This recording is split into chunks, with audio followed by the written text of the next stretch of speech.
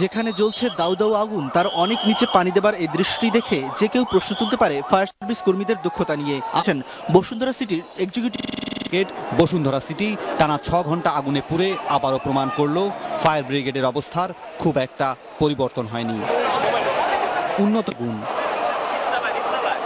উদ্ধার তৎপরতার ক্ষেত্রে ফায়ার ব্রিগেডের চেষ্টার কোনো কমতি ছিল না। সেনা ও বিমান বাহিনী যৌথভাবে হেলিকপ্টারে চালায় উদ্ধার কাজ।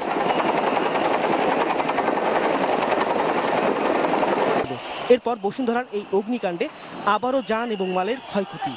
আন্তর্জাতিক পুরস্কার পাওয়া এমন এক বিল্ডিংয়ের নকশার কোনো ত্রুটি নেই বলেই জানিয়েছেন স্থপতি মোবাশ্বের হোসেন। তবে তিনি মনে করছেন অর্থনৈতিক মন্দায় আক্রান্ত তখন তৃতীয় বিশ্বের একটি দেশ হয়ে বাংলাদেশের পক্ষে কি এমন ক্ষতি। কমপ্লেক্স স্টাইলের theatre system, internal theme park আর সুইমিং পুল, এছাড়াও আছে 100টি ফুড কোর্ট, 200 জন নিজস্ব নিরাপত্তা কর্মী, 1000 কার অত্যাধুনিক অগ্নি নির্বাপক ব্যবস্থা থাকার পরও শুক্রবার দুপুরে আগুনে পুড়ে যায়। সূর্যের আলোতে সবসময় চিকচিক করা কাঁচে ঘেরা বাংলাদেশের বৃহত্তম শপিং মলটি শুক্রবার দুপুরে এভাবেই দাউ দাউ করে জ্বলে উঠল। তখন দুপুর 1:45। এরপর সময় যত বেড়েছে আগুন ততই তার লেলিহান থাবা বিস্তার করেছে। কেউ কেউ বলছেন বৈদ্যুতিক শর্ট সার্কিটের কারণে 21 তলা ভবনের 18 তলা থেকে আগুনের সূত্রপাত হয়।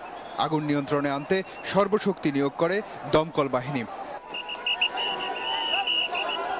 আগুনও তার সর্বগ্রাসী থাবার বিস্তার ঘটায়। দুপুরের দিকে আগুনের ধোঁয়া বেরিয়ে আসতে থাকলেও আগুনের সূত্রপাত অনেক আগেই হয়েছিল এবং ভেতরে ভেতরেই জ্বলছিল। একসময় প্রচণ্ড উদ্গীরণ করতে করতে ভবনের বাইরে বের হতে থাকে আগুন। বয়ে চলা বাতাস সে আগুনের মাত্রা বারবারই বাড়িয়ে দিচ্ছিল।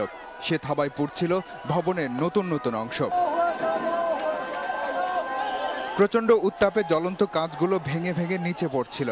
তা থেকে আগুন লেগে যায় নিচের ছোটখাটো দোকানগুলোতেও। হেলিকপ্টার 4:30টার দিকে আগুনের কুণ্ডলীর ভেতর থেকে তুলে আনে আটকে থাকা মানুষটিকে। আবার দেখা গেল আগুন ছড়িয়ে পড়েছে ভবনের পেছন দিক দিয়ে ভয়ঙ্করভাবে।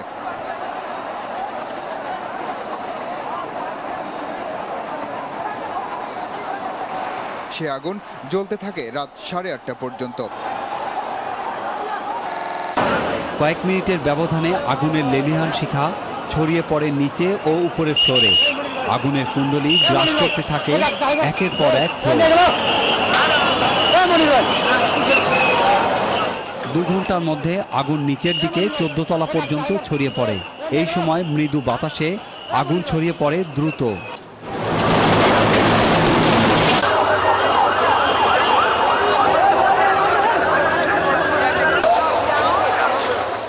উঁচু ভবন আর বাতাসের কারণে আগুন নিয়ন্ত্রণে আনার বারবার চেষ্টা চালিয়ে ব্যর্থ হন তারা।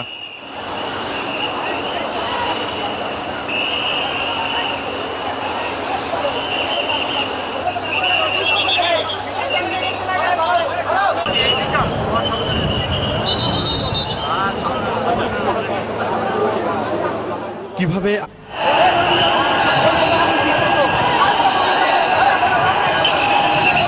পান্থপথে বসুন্ধরা সিটি ভবনের 18 তলার সামনের দিক থেকেই প্রথমে নজরে আসে আগুনের লেলিহান শিখা। দুপুর 2টার কিছু পরে এই আগুন দেখা গেলেও ঘণ্টাখানেকের মধ্যে এই আগুন নিচের দিকে ছড়াতে ছড়াতে 16 তলা এবং উপরে 21 তলা পর্যন্ত ছড়িয়ে পড়ে। দাউ দাউ আগুনের শিখা যেমন বহুদূর থেকে দেখা যাচ্ছিল, তেমনি তার প্রচন্ড তাপে ওই ভবনের কাচের জানালা ও অ্যালুমিনিয়াম ফ্রেম প্রচন্ড শব্দে ভেঙে ছিটকে পড়ছিল চারপাশে। দূর থেকে এই দৃশ্য দেখে অনেকের মনেই আমেরিকার টুইন টাওয়ারের স্মৃতি ভেসে ওঠে। ঘণ্টা দুয়েক জ্বলার পর আগুন কিছুটা কমে এলেও বিকাল 5:30টার দিকে ওই ভবনের পিছনের অংশেও আগুন জ্বলে ওঠে এবং তা দ্রুত ছড়িয়ে পড়তে দেখা যায়। রাত 9টা পর্যন্ত যতটুকু বোঝা গেছে, বিশাল বসুন্ধরা সিটির 15 থেকে 21 তলা পর্যন্ত গোটা অংশটাই আগুনে ক্ষতিগ্রস্ত হয়েছে। তবে 10 তলার নিচে আগুন পৌঁছতে পারেনি। 4 টাকা মূল্যব্যয়ে দেশের সর্বোচ্চ বিলাসবহুল মার্কেট ভবন এই বসুন্ধরা শপিং কমপ্লেক্স।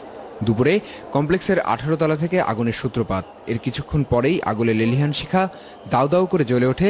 13 তলা পর্যন্ত আগুন ছড়িয়ে পড়ে।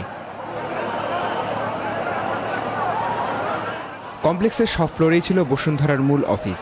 বসুন্ধরা গ্রুপের কর্মকর্তারা ক্ষয়ক্ষতি তীব্র গতিতে ছড়িয়ে পড়ে।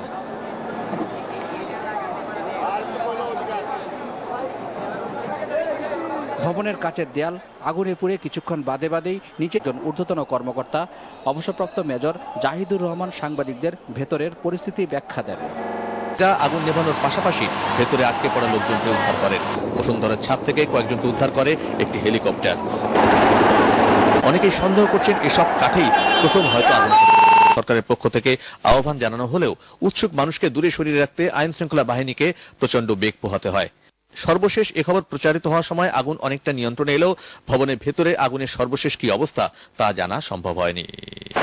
বসুন্ধরা সিটির ২১ তলা ভবনের আগুন দুপুর থেকে ছড়াতে থাকলেও ফায়ার সার্ভিসের কর্মীরা ছিল কিছুটা হতোদ্যম। কেন লেডার মেশিন সহ ফায়ার সার্ভিস রাজধানীতে তাদের ১৪টি ফায়ার স্টেশনের পুরো শক্তি কাজে লাগালেও ১৩ থেকে ১৪ তলা পর্যন্ত গিয়েই থেমে যেতে হয় তাদের। কিন্তু বিএসিসি ভবনের ভয়াবহ আগুনের উপরে ভবন নির্মাণ করলে সেই ভবন কর্তৃপক্ষকে আগুন নেভানোর জন্য প্রয়োজনীয় যন্ত্রপাতি ও সতর্কতামূলক ব্যবস্থা নিতে হয়। বসুন্ধরা সিটিতে সেই ফায়ার হাইড্রেন্টের ব্যবস্থা থাকলেও সময় মতো তা কাজ করেনি।